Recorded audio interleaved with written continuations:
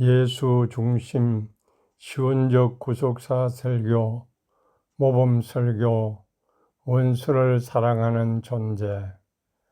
마태복음 5장 43절에서 48절. 또 네 이웃을 사랑하고 네 원수를 미워하라 하였다는 것을 너희가 들었으나 나는 너희에게 이르노니 너희 원수를 사랑하며 너희를 박해하는 자를 위하여 기도하라. 이같이 한즉 하늘에 계신 너희 아버지의 아들이 되리니 이는 하나님이 그 해를 악인과 선인에게 비추시며 비를 의로운 자와 불의한 자에게 내려주심이라. 너희가 너희를 사랑하는 자를 사랑하면 무슨 상이 있으리요? 세리도 이같이 아니하느냐? 또 너희가 너희 형제에게만 문안하면 남보다 더하는 것이 무엇이냐? 이방인들도 이같이 아니하느냐? 그러므로 하늘에 계신 너희 아버지의 온전하심과 같이 너희도 온전하라. 아멘.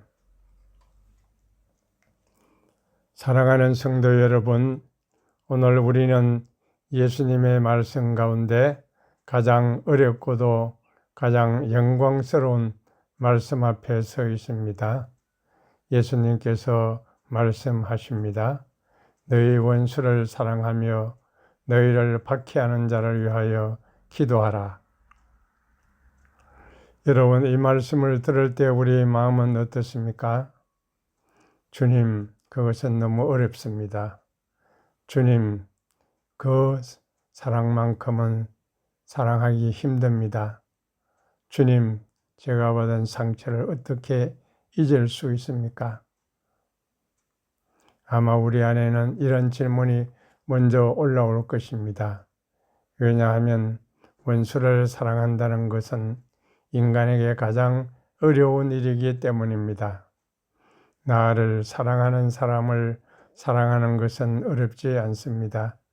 나를 인정해주는 사람을 인정하는 것도 어렵지 않습니다. 나에게 잘해주는 사람에게 잘해주는 것은 누구나 할 수 있습니다. 그래서 예수님도 말씀하셨습니다. 너희가 너희를 사랑하는 자를 사랑하면 무슨 상이 있으리요? 세리도 이같이 아니하느냐? 예수님은 지금 인간의 일반적인 사랑과 하나님 나라의 사랑을 구별하고 계십니다. 인간의 사랑은 대부분 반응하는 사랑입니다. 상대가 나를 사랑하면 나도 사랑합니다. 상대가 나를 존중하면 나도 존중합니다. 상대가 나에게 친절하면 나도 친절합니다. 그러나 상대가 나를 공격하면 어떻습니까? 상대가 나를 배신하면 어떻습니까? 상대가 나에게 상처를 주면 어떻습니까? 그때 우리 안에 있는 진짜 모습이 드러납니다. 사랑하는 성도 여러분, 예수님께서 오늘 말씀하시는 것은 단순한 윤리적 수준이 아닙니다. 좀 더 착하게 살아라, 마음을 넓혀라, 화를 참아라, 이런 도덕적인 가르침이 아닙니다. 예수님은 지금 우리의 행동보다 더 깊은 곳을 말씀하고 계십니다. 바로 우리의 존재입니다. 왜냐하면 인간의 문제는 행동 이전의 존재의 문제이기 때문입니다. 우리가 사랑하지 못하는 이유는 단순히 사랑하는 방법을 몰라서가 아닙니다. 우리 존재의 중심이 하나님으로부터 떠나 있기 때문입니다. 성경은 인간을 두 가지 존재 방식으로 설명합니다. 하나는 아담 안에 있는 존재입니다. 또 하나는 그리스도 안에 있는 존재입니다. 아담 안에 있는 존재는 하나님과 분리된 존재입니다. 하나님 없이 자기 자신을 중심으로 살아가는 존재입니다. 그래서 아담 안에 있는 인간은 모든 관계를 자기 중심으로 해석합니다. 저 사람이 나에게 무엇을 해주는가? 저 사람이 나를 인정하는가? 저 사람이 나에게 도움이 되는가? 이 기준으로 사람을 바라봅니다. 그래서 사랑하는 사람과 미워하는 사람이 나누어집니다. 내 편과 네 편이 나누어집니다. 가까운 사람과 멀리할 사람이 나누어집니다. 그러나 예수님은 오늘 그 경계를 무너뜨리십니다. 또 네 이웃을 사랑하고 네 원수를 미워하라 하였다는 것을 너희가 들었으나, 당시 사람들은 사랑의 범위를 정해놓았습니다. 이웃은 사랑해야 하지만 원수는 미워해도 된다고 생각했습니다. 그러나 예수님은 말씀하십니다. 나는 너희에게 이르노니 너희 원수를 사랑하며 너희를 박해하는 자를 위하여 기도하라. 왜입니까? 하나님의 사랑은 인간이 만든 경계를 넘어가기 때문입니다. 하나님의 사랑은 조건에서 시작되지 않기 때문입니다. 하나님의 사랑은 상대의 변화 때문에 시작되는 것이 아니라 하나님의 존재 자체에서 흘러나오기 때문입니다. 사랑하는 성도 여러분, 예수님께서는 원수를 사랑하라고 말씀하시면서 하나님 아버지를 보여주십니다. 이는 하나님이 그 해를 악인과 선인에게 비추시며 비를 의로운 자와 불의한 자에게 내려주심이라. 이 말씀을 깊이 묵상하십시오. 하나님은 어떤 분이십니까? 하나님은 사랑받을 만한 사람만 사랑하는 분이 아닙니다. 하나님은 선한 사람에게만 은혜를 베푸시는 분이 아닙니다. 하나님은 먼저 사랑하시는 분입니다. 죄인이 하나님을 찾은 것이 아니라 하나님께서 죄인을 찾으셨습니다. 인간이 하나님께서 손을 내민 것이 아니라 하나님께서 먼저 인간에게 손을 내미셨습니다. 우리가 하나님을 떠났을 때 하나님은 우리를 버리지 않으셨습니다. 오히려 우리를 찾아오셨습니다. 이것이 하나님의 사랑입니다. 사랑하는 성도 여러분, 하나님에게 사랑은 단순한 행동이 아닙니다. 하나님의 사랑은 하나님의 존재 방식입니다. 하나님이 사랑을 행하는 것이 아니라 하나님은 사랑 자체이십니다. 그러므로 하나님의 사랑은 조건적이지 않습니다. 계산하지 않습니다. 대가를 요구하지 않습니다. 먼저 베푸는 사랑입니다. 먼저 품는 사랑입니다. 먼저 찾아가는 사랑입니다. 그렇다면 예수님께서 우리에게 원수를 사랑하라고 하신 이유는 무엇입니까? 우리 힘으로 불가능한 일을 요구하시는 것입니까? 아닙니다. 예수님은 우리에게 새로운 존재 방식을 주시기 위해 말씀하십니다.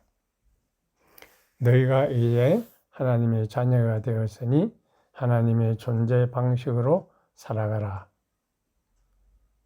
사랑하는 성도 여러분, 여기서 우리는 복음의 중심으로 들어가야 합니다.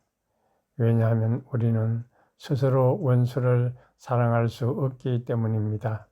아무리 결심해도 마음 깊은 곳에서는 분노가 올라옵니다. 아무리 노력해도 상처는 쉽게 사라지지 않습니다. 아무리 좋은 마음을 가지려 해도 내 안에는 여전히 자기의 중심성이 있습니다. 그래서 복음은 우리에게 이렇게 말하지 않습니다. 더 노력해라, 더 강해져라, 더 참아라. 복음은 더 깊은 곳을 말합니다. 너의 옛 존재가 끝나야 한다. 십자가는 인간을 조금 개선하는 사건이 아닙니다. 십자가는 옛 존재를 끝내는 사건입니다. 예수님께서 십자가에 달리실 때 우리의 옛사람이 함께 죽었습니다. 자기의 중심의 존재가 죽습니다. 미움으로 살아가는 존재가 죽습니다. 복수하려는 존재가 죽습니다. 하나님 없이 살아가려는 존재가 죽습니다. 십자가는 단순히 죄의 용서를 위한 사건이 아닙니다. 존재의 전환입니다. 예수님은 십자가 위에서 가장 완전하게 원수를 사랑하셨습니다. 그분을 조롱하는 사람들이 있었습니다. 그분을 배척하는 사람들도 있었습니다. 그분을 십자가에 못 박는 사람들이 있었습니다. 그러나 예수님은 그들을 향해 말씀하셨습니다. 아버지, 저들을 사하여 주옵소서. 자기들이 하는 것을 알지 못함이니이다. 이것이 하늘 아버지의 존재 방식입니다. 인간은 원수가 되면 끊어버립니다. 그러나 하나님은 원수가 된 인간을 후원하십니다. 죄인은 인간을 제거하려 합니다. 그러나 하나님은 죄인을 변화시키십니다. 그러므로 십자가 다음에는 반드시 부활이 있습니다. 십자가가 옛 존재의 종료라면 부활은 새로운 존재의 시작입니다. 그리스도의 부활 안에서 새로운 인간이 탄생했습니다. 죽음에서 생명이 나왔습니다. 죄에서 의가 나왔습니다. 분리에서 연합이 나왔습니다. 미움에서 사랑이 나왔습니다. 사랑하는 성도 여러분, 기독교는 단순히 좋은 사람이 되는 종교가 아닙니다. 복음은 인간을 교육하는 것이 아니라 새롭게 창조합니다. 그래서 성경은 말씀합니다. 그런즉 누구든지 그리스도 안에 있으면 새로운 피조물이라. 구원은 단순히 죄를 용서받는 사건이 아닙니다. 구원은 존재의 이동입니다. 우리는 아담 안에 있었습니다. 그러나 하나님께서 우리를 그리스도 안으로 옮기셨습니다. 인 아담에서 인 크라이스트로 이동한 것입니다. 이제 우리의 기준이 바뀝니다. 이전에는 저 사람이 나에게 무엇을 했는가였습니다. 그러나 이제는 그리스도께서 나에게 무엇을 하셨는가입니다. 이전에는 나는 상처받았으니 미워할 권리가 있다였습니다. 그러나 이제는 나는 용서받았으니 용서하는 존재로 살아간다입니다. 사랑하는 성도 여러분, 원수를 사랑한다는 것은 악을 인정한다는 뜻이 아닙니다. 잘못을 없던 일로 만든다는 뜻도 아닙니다. 정의를 포기한다는 뜻도 아닙니다. 원수를 사랑한다는 것은 그 사람의 악보다 하나님의 은혜가 더 크다는 것을 믿는 것입니다. 그 사람도 하나님의 형상으로 지음받은 존재임을 기억하는 것입니다. 그리고 이것이 교회의 모습입니다. 교회는 서로 비슷한 사람들만 모이는 곳이 아닙니다. 교회는 서로 다른 사람들이 그리스도의 사랑 안에서 하나 되는 공동체입니다. 상처 있는 사람들이 모입니다. 부족한 사람들이 모입니다. 서로 다른 사람들이 모입니다. 그러나 그리스도의 십자가 때문에 하나 됩니다. 세상은 말합니다. 너를 공격한 사람을 기억하라. 받은 만큼 돌려주라. 너를 아프게 한 사람을 멀리하라. 그러나 하나님 나라는 말합니다. 너도 은혜를 받았으니 은혜로 살아라.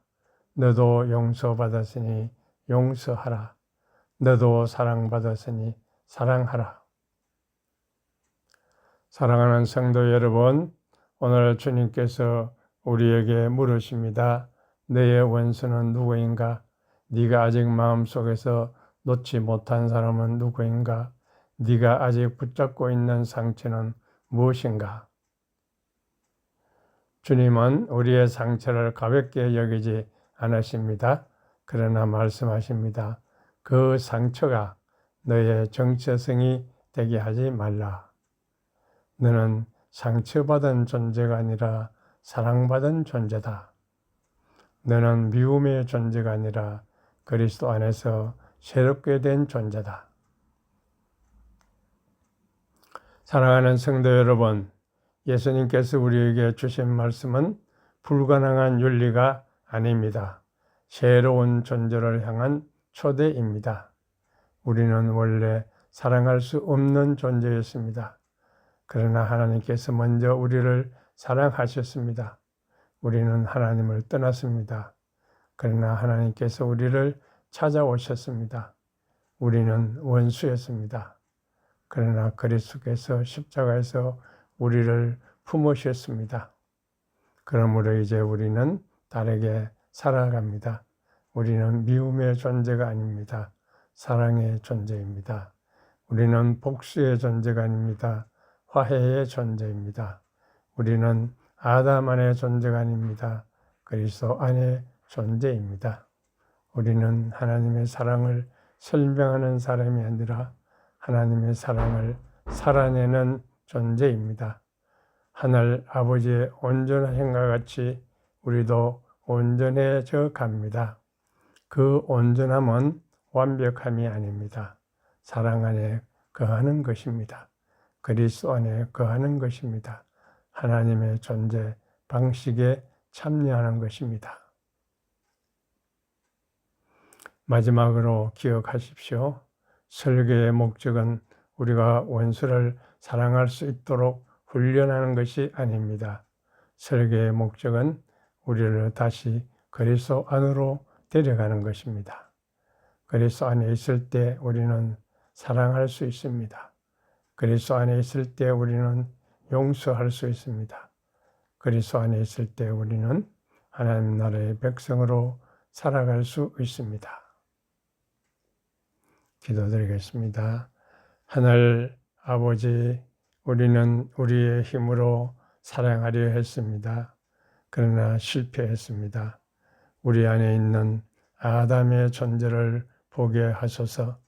자기 중심으로 살았던 우리를 깨닫게 하소서. 그러나 주님, 예수 그리스도께서 우리를 위해서 십자가에 죽으시고 부활하셨습니다. 십자가에서 우리의 옛 존재를 끝내시고 부활로 새로운 생명을 주셨습니다. 성령께서 우리를 그리스도 안으로 옮겨 주셨습니다. 이제 우리를 하늘 아버지의 사랑 안에 살게 하소서. 원수를 바라볼 때 그리스도의 눈으로 보게 하소서. 상처보다 은혜를 기억하게 하소서. 미움보다 사랑을 선택하게 하소서. 복수보다 화해를 선택하게 하소서. 우리의 삶이 하나님의 사랑을 나타내게 하시고 우리의 가정과 교회가 하나님 나라의 사랑을 드러내게 하소서. 우리를 사랑의 존재로, 새 창조의 존재로, 그리스도를 나타내는 존재로 세워주셔서 끝까지 그리스도 안에 거하게 하소서. 예수 그리스도 이름으로 기도드립니다. 아멘.